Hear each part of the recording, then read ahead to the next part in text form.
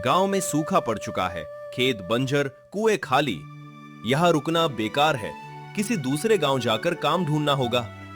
अगले ही दिन वो निकल पड़ा। कई दिन पैदल चलने के बाद रामू विजयगढ़ नाम के एक गांव में पहुंचा। ना उसके पास सिर छुपाने की जगह थी, ना जेब में पैसे। भटकते भटकते वो गांव के सबसे बड़े किसान शंभू महाजन के दरवाजे पर आ पहुंचा। महाजन जी, मैं रामू हूँ, दूसरे गांव से आया हूँ। वहाँ अकाल पड़ गया है, कोई काम धंधा नहीं बचा। अगर आपके यहाँ कोई काम मिल जाए तो बड़ी कृपा होगी। शंभू महाजन ने उसे ऊपर से नीचे तक देखा। हालत तो सच में बुरी लग रही है तुम्हारी। ठीक है, एक काम है मेरे पास, पर मेहनत का है, निभा पाओगे? आप बताइए तो सही, मैं जी जान लगा दूंगा। मेरे पास 50 गायें और 50 भैंसे हैं। रोज उनका गोबर साफ करना होगा, सुबह शाम चारा पानी देना होगा। महीने के अंत में 200 रुपए मिलेंगे और दोनों वक्त का खाना हमारी तरफ से। रामू के मन में हिचक तो आई। इतने जानवर संभालना आसान काम नहीं था, पर उसके पास कोई और रास्ता भी नहीं था। ठीक है महाजन जी, मैं ये काम करूंगा। बस एक विनती है, अगर बुरा ना माने तो क्या मैं गौशाला में ही रह सकता हूँ? गांव में नया हूँ, कोई ठिकाना नहीं है। महाजन ने थोड़ी देर सोचा और हामी भर दी। उस दिन से रामू का नया जीवन शुरू हुआ। रोज सुबह जल्दी उठना, गोबर साफ करना, चारा पानी का इंतजाम, हर काम वो मन लगाकर बेईमानी की एक भी चूक के बिना करता। कुछ ही महीनों में गायों का दूध बढ़ने लगा, उनकी सेहत सुधरने लगी। शंभू महाजन को ये बदलाव साफ नजर आया। एक दिन उसने रामू को बुलाकर कहा, तुम्हारी मेहनत का असर दिख रहा है रामू। गायों का दूध बढ़ने लगा, उनकी सेहत सुधरने लगी। आज से तुम्हारी तनख्वाह 400 रुपए कर रहा हूँ। जी, आपका बहुत बहुत धन्यवाद। रामू ने आभार जताया और वैसे ही ईमानदारी से काम करता रहा।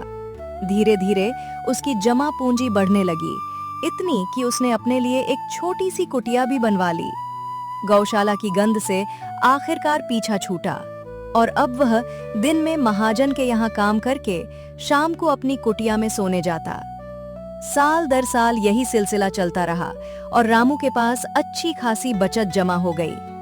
एक दिन उसने महाजन से अपनी चिंता साझा की। महाजन जी, आजकल गांव में चोरियां बहुत बढ़ गई हैं। मेरे घर में कुछ रुपए जमा है और मैं दिन भर तो यहीं रहता हूँ। घर खाली पड़ा रहता है, डर लगता है कि कहीं चोरी ना हो जाए।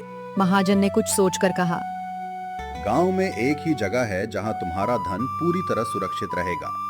गांव के जमींदार साहब का घर।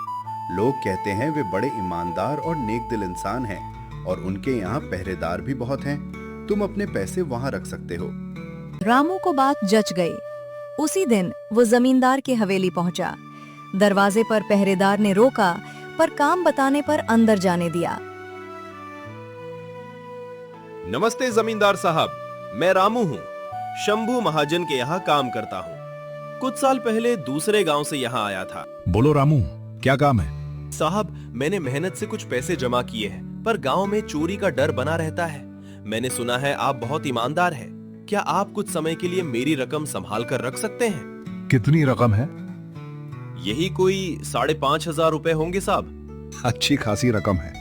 ठीक है, तुम्हारी रकम मेरे पास पूरी तरह सुरक्षित रहेगी, चिंता मत करो। रामू ने अपनी थैली उसे सौंप दी। पूरे 5,800 रुपए हैं, गिन लीजिए। गिनने की क्या जरूरत? तुम महाजन के आदमी हो, तुम पर पूरा भरोसा है। रामू शुक्रिया कहकर घर लौट गया, निश्चिंत होकर। जमींदार अकेले में मुस्कुराया। एक और शिकार हाथ लग गया था। समय बीतता गया। रामू ईमानदारी से काम करता रहा और 2 साल गुजर गए। अब बहुत साल हो गए दूसरों के यहाँ काम करते हुए। क्यों ना अपनी थोड़ी जमीन खरीद लूं, अपने बूते कुछ बनूं।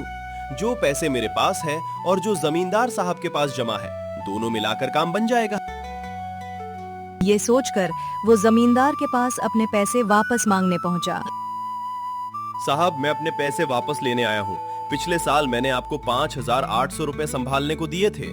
जमींदार ने गुस्से से देखा। पहचाना नहीं तुम्हें? कौन हो तुम? मेरे पास इतने लोग आते हैं पैसे रखने, सबको याद रखना मुश्किल है। तुम्हारे पास कोई कागज है इस बात का? मैं हर लेन देन लिखित में करता हूँ। साहब, ये आप क्या कह रहे हैं? आपकी नेकनामी सुनकर ही तो मैंने आपको भरोसा किया था। भरोसे की बात नहीं, नियम की बात है। बिना कागज के मैं किसी को कुछ नहीं दे सकता। रामू गिड़गिड़ाने लगा, पर जमींदार का दिल नहीं पसीजा। उल्टा उसने अपने आदमियों को बुलाकर रामू की जमकर पिटाई करवाई और उसे धक्के मारकर हवेली से बाहर निकलवा दिया। घायल और टूटे मन से रामू घर लौटा। 2 दिन तक दर्द के मारे वो काम पर नहीं जा सका। शंभू महाजन को जब ये पता चला तो वे खुद उसकी कुटिया पहुंचे। रामू, 2 दिन से नहीं आए, क्या हुआ भाई?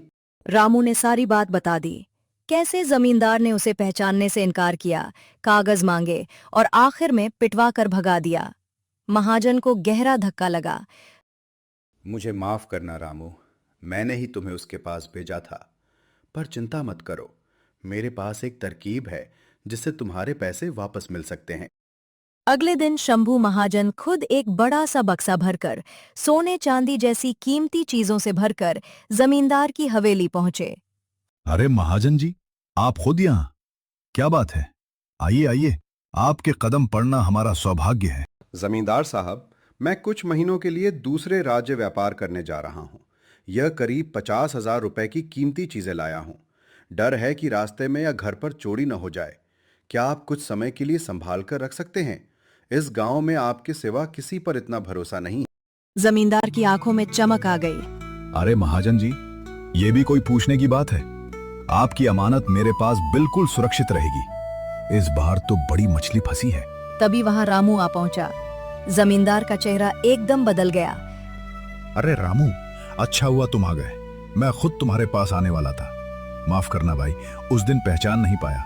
इतने लोग आते हैं कि गड़बड़ हो जाती है।